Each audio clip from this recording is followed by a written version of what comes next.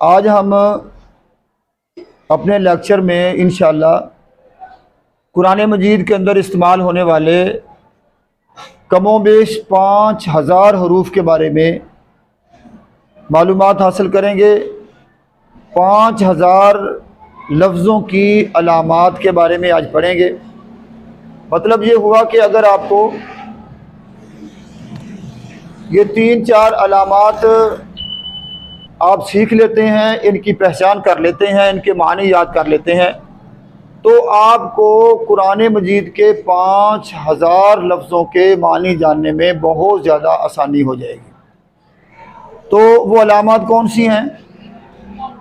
دوسری طرف سے آؤ۔ علامات ہیں واو الف، واو نون اور یا نون۔ یاد رکھیے گا کہ ان کے اوپر، نون کے اوپر زبر آنی ہے۔ علامات کیا ہیں؟ واو الف اور یا نون، واو الف، واو نون اور یا نون۔ یہ تینوں علامات جمع کی علامات ہیں۔ کس کی علامات ہیں؟ جس لفظ کے آخر میں ان میں سے کوئی ایک علامت آئے گی، اس کا ہم ترجمہ کریں گے سب، تمام یا آل، جس کو ہم اردو میں جمع کہتے ہیں اور انگلش میں کہتے ہیں پلورل۔ اب یہ جو واو الف ہے یہ فعل کے آخر میں آئے گی، یا جو ہے یہ اسم کے آخر میں، اور واو نون جو ہے یہ اسم اور فعل دونوں کے آخر میں آتی ہے۔ ان کا معنی کیا کرنا ہے ہم نے؟ سب۔ کیا معنی کرنا ہے؟ سب، تمام یا آل۔ کبھی ایسے ہوتا ہے کہ ہم لفظ کے اندر، جملے کے اندر ہم تمام کا یا سب یہ لفظ نہیں بولتے۔ مثلا اگر میں کہوں کہ وہ سکول جاتے ہیں یا وہ سب سکول جاتے ہیں، ہم سب سکول نہیں کہتے بلکہ ہم کہتے ہیں وہ سکول جاتے ہیں۔ جس طرح ہم انگلش میں سنگولر کے لیے ہی اور پلورل کے لیے جو ہے نا وہ دے استعمال کرتے ہیں، تو ہم اس سے مراد جو ہے نا جمع ہوتی ہے کہ جمع کے لیے استعمال کرتے ہیں۔ ٹھیک ہے جی، اب ہم اس کی کچھ اگزامپلز لے لیتے ہیں۔ فرض کریں ہمارے پاس لفظ ہے منعو۔ اب دیکھیں یہ لفظ ہے ہمارے پاس منعو، اس کو ہم ظاہراً دیکھیں تو لگتا ہے کہ ہمیں اس کے معنی کا نہیں پتا، لیکن جب ہم اس علامت کو الگ کر لیتے ہیں، اب دیکھیں یہ لفظ کیا بچا ہمارے پاس؟ منع کرنا، روکنا، یہ ہمارے اردو میں استعمال ہوتا ہے۔ اب یہ جو واو الف ہے اس کا ہم نے معنی جمع میں کرنا ہے۔ اب اس کا معنی کریں گے انہوں نے منع کیا۔ اگر ہم اس علامت کا باقاعدہ طور پہ ترجمہ کریں تو ہم اس کا معنی کریں گے ان سب نے منع کیا، لیکن ایسے اردو میں استعمال ہوتا نہیں ہے، استعمال کر لیتے ہیں منعو، انہوں نے منع کیا۔ اسی طرح عاملو، اب اس کو ہم الگ الگ کریں گے۔ جس کے اچھے عمل ہوں گے وہ جنت میں جائے گا، جس کے برے ہوں گے عمل وہ جہنم میں جائے گا۔ تو یہ لفظ ہم عمل اردو میں استعمال کرتے ہیں۔ عمل کا معنی کیا ہوتا ہے؟ کام۔ جس کے اچھے کام ہوں گے وہ جنت میں چلا جائے گا، جو برے کام کرے گا وہ۔ تو اگر ہم اس علامت کے ساتھ ترجمہ کریں گے تو آئے گا ان سب نے کام کیا، لیکن ترجمہ اردو میں ہم اس طرح سے کرتے ہیں انہوں نے کام کیا۔ ٹھیک ہے جی۔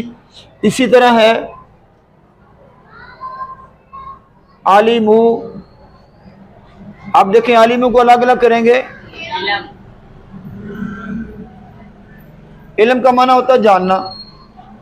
اب علامت کے ساتھ ترجمہ کریں گے تو ترجمہ بن جائے گا انہوں نے جانا، انہوں نے یا ان سب نے جانا۔ ٹھیک ہے جی۔ اچھا، اس کے بعد ہم اسم کی مثال لیتے ہیں، ایک پھر فعل کی لے لیں گے۔ मुस्लिमून।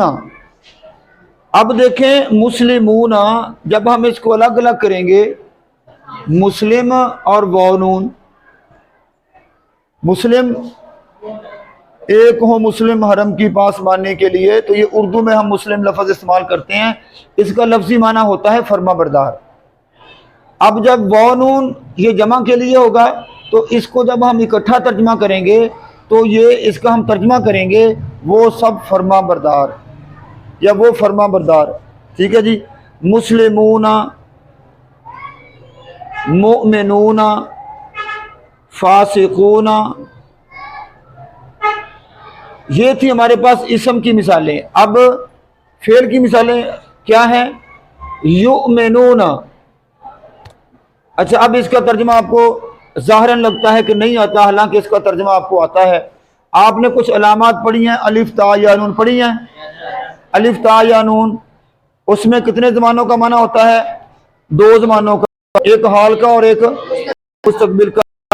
अलिफ का मैं, या का मानी वो, ता का मानी आप और नून का मानी हम। तो वही अलामत अगर हम देखें, ये एक इसमें ये अलामत हो गई वाव नून, और इसी तरह से एक इसमें या अलामत है। या का माना क्या है? वो, या का मानी वो। अब वो ईमान लाते हैं। अब इस नून ने बताया है कि ये जमा है, ज्यादा लोग हैं। युमिनून, वो ईमान लाते हैं, और दूसरा तर्जुमा इसको करेंगे वो ईमान लाएंगे। ठीक है जी। इसी तरह एक और मिसाल ले लेते हैं, युनफिकूना, या हम तुनफिकूना कर लेते हैं क्योंकि या की मिसाल आ गई है। तुनफिकूना, जिस तरह हमने पढ़ा है कि ता जो है इसका माना है तुम या आप, तू, तुम, आप। तो तुनफिकूना,